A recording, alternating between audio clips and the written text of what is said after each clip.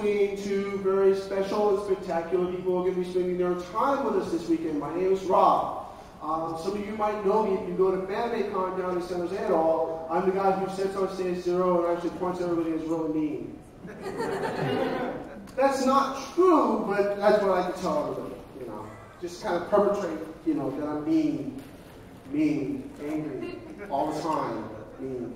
So anyway, my background is I help put on anime conventions, and I go and I travel across the country and talk to people everywhere about anime.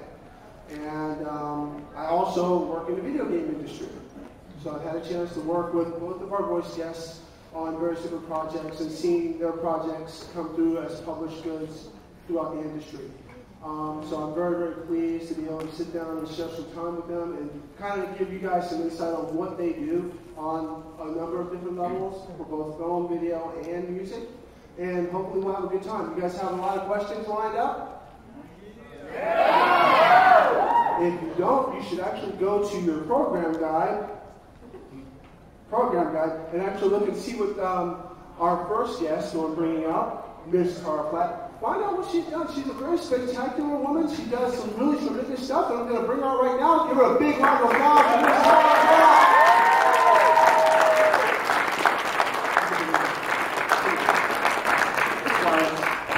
Hey guys.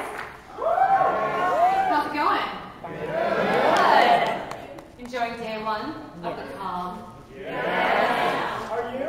Yes. Yes, we did opening ceremonies, and then now here I am. And I got to walk around the dealer's room. There's lots of fun stuff. Very exciting. Awesome. I don't really know what's going on back here, but enjoy watching the chairs. Okay. And now, I am thrilled, absolutely thrilled, to bring out our other guest for this panel. You guys know him. Give a big SacAnime round of applause for none other than Mr. Johnny Yong Bosch!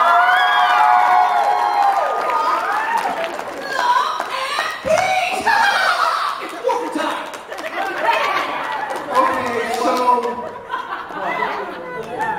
Johnny, you look different. I mean, Eyeshine. You ever heard of it? No? So, apparently I was a Power Ranger.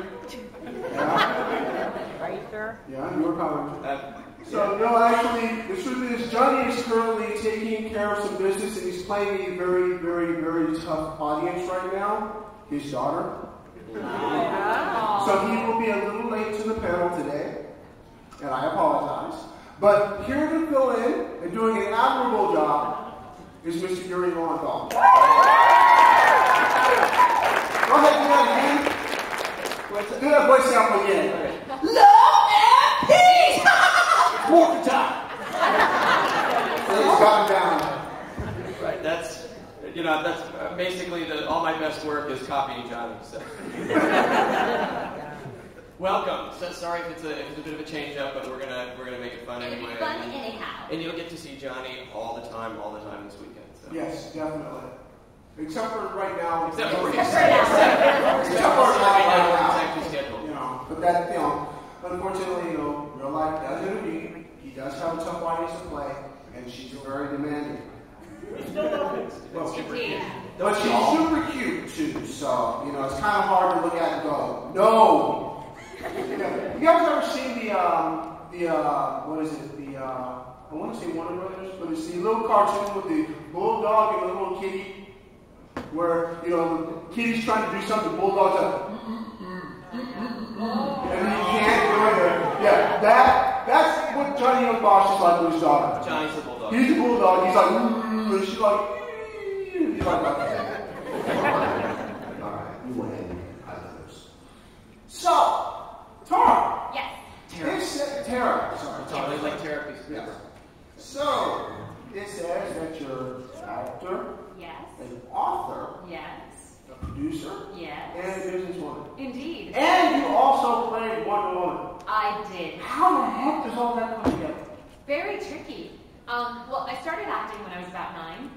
I did a lot of theater, stage productions, thank you, and realized pretty quickly that that was my passion, and that was what I wanted to do with my life. And so all through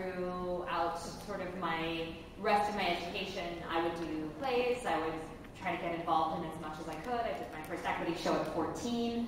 I realized that I wanted to go to school for theater, so I went to Rutgers. I got a BFA, and I studied at the London Academy of Theater, just because I was so passionate about acting. It really is what I knew I wanted to do with my life. And so through all of that, it's just sort of been my dream and my career and what I wanted to do. And so you'll notice that I'm an actor, and I do lots of voiceover, and I also do TV and film and stage still. But within that, doing the voiceover that I got into about 7 years ago now, probably. Once I started doing voiceover, a lot of people were like, hey, how do you do that voiceover stuff? How does that work? And because I think that I have a pretty good knack for explaining things, I decided with Yuri to go ahead and author a book on voiceover so that it would explain everybody's questions and talk about how we got into it and what we recommend and how it works, and also get anecdotes from other actors and casting directors and audio engineers and all sorts of people.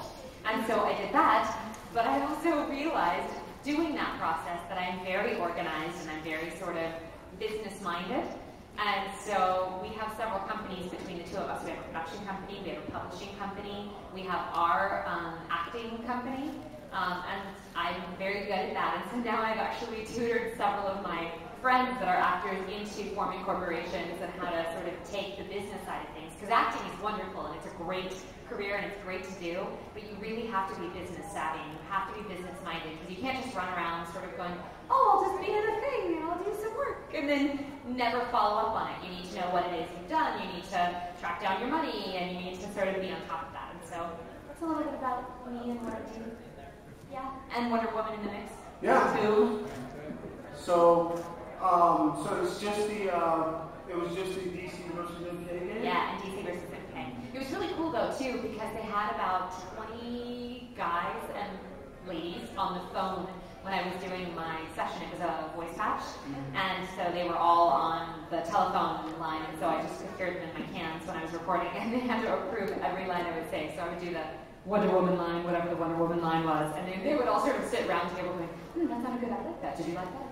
Oh yeah, you want to go a little deeper. Oh, a little longer. Okay, now Tara, could you do that? And so I would do it. Like it was just a really interesting session. But it was so much fun. She's so iconic. It's just a great role. Yeah. By the way, for you guys, I worked in video games, so I can speak to that one. That's called on-the-fly authorization with licensors. That is a pain in the butt. Can be, yes. Well, I mean, she got the fun side of it. I usually get to do I get to sit in the room with the people on the conference call and kind of make funny faces. And while they may give you the final approval, they're like, well, I don't know. And then they hang up the phone, well, I don't know, maybe we should call it back. And we're like, you know how much that costs, right?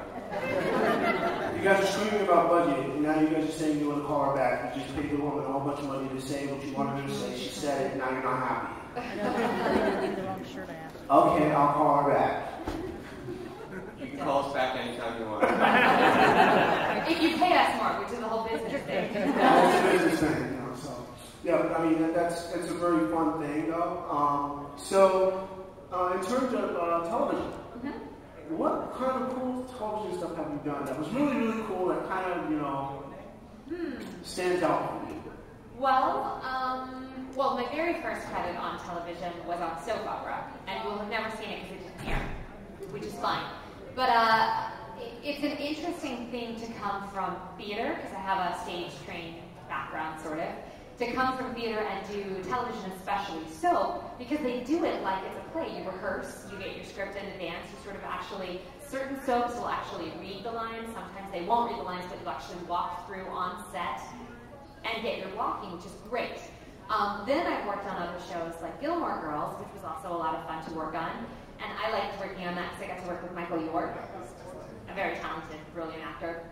But on that, there was no rehearsal in advance. You sort of go to set when they call you, and you're supposed to have already learned your lines, which you do.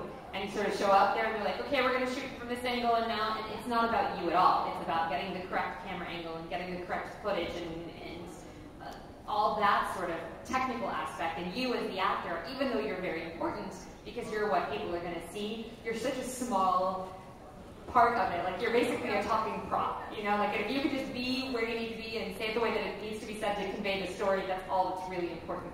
And so it's just very interesting, but what I love about on-camera work, TV in particular, is that idea that it is a fully fleshed visual world. I really like visual aesthetics. It's one of the reasons that I like anime, because it's such a visual medium.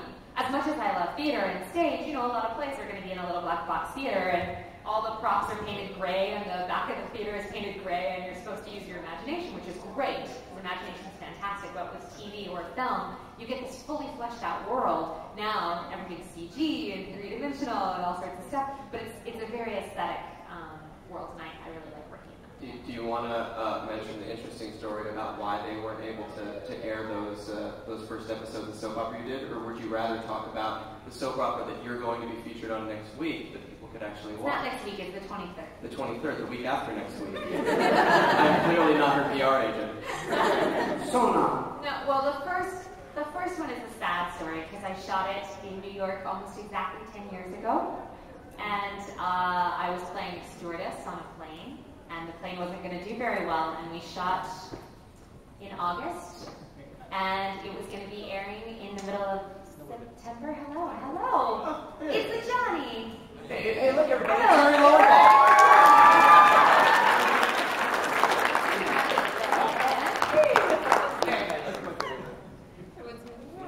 it's Yuri Lowenthal. Bye. Thank you, Yuri. Wait, you want your lunch? I want my lunch. Oh, she wants her lunch. Sing into that. Do you want a chicken strip? No. I ordered my own. But so basically it couldn't air because of the timing of 10 years ago. Yeah, 10 years ago, it would have aired right around the same time that a certain other incident happened that is going to be probably memorialized in about, what, 7 more days? 9 days. So 9/11. So yeah, I could just imagine how that is and how sad that is. There were a lot of shows and movies that were actually shot on the same time, based on a similar premise, that never will see the light of day because of that. It's a lot of time and work and effort when you do things like that, and then you see that it doesn't happen. But you understand why. Of course. And so, Yeah. Johnny, welcome.